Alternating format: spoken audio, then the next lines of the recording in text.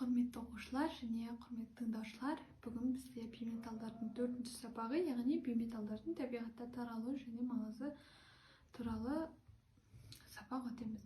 Ең бірінші бейметалдардың осы атмосферадағы таралу туралы қарастыратын болсақ, жалпы бәріміз білеміз, ауаның құрамында 78% азот, 21% оттек және 0,0 көмір қышқыл газы бар. Сонымен қатар озон, яғни атмосферада ол ультракүлгін сәуледен қорғайды. Аргон, неон дейтін осы инертті газдар бар атмосферада. Ары қарай бейметалдардың гидросферадағы мөлшерін қарастыратын болсақ, жалпы су және ерітінділер осы құрамында, яғни сутек пен оттек, хлоридтер, сульфаттар, көмір қышқыл газы осы суда ериді. Литосферада бейметалдарда кездеседі, яғни жер қыртысында ең көп таралған бейметал ол кремний. Ол кремний, кварц, құмның негізгі бөлігі.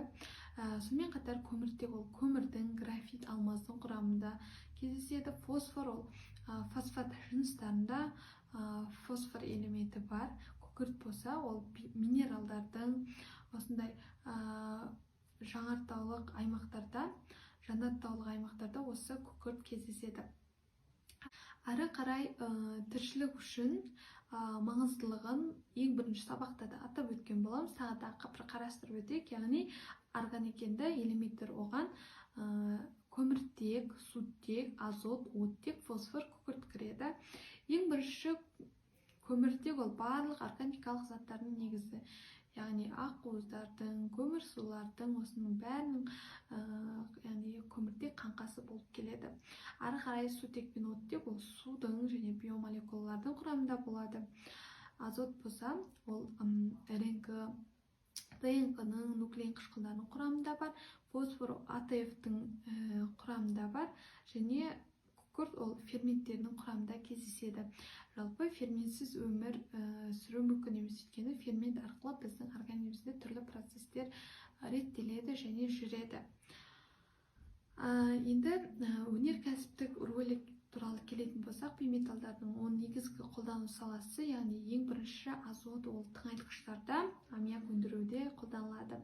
Оттек ол металлургияда, медицинада қолданылады. Көміртек энергия болат өндіруде осы көміртекті қолданылады. Ары қарай хлор ол полимерлерде, фармацевтикада қолданысы өте кең. Кремний болса электроника және күн панельдерінде, яғни бізде көбінде күнмен қуатталатын осындай аппараттың негізгі бөлігі кремний элементінен жасалынады.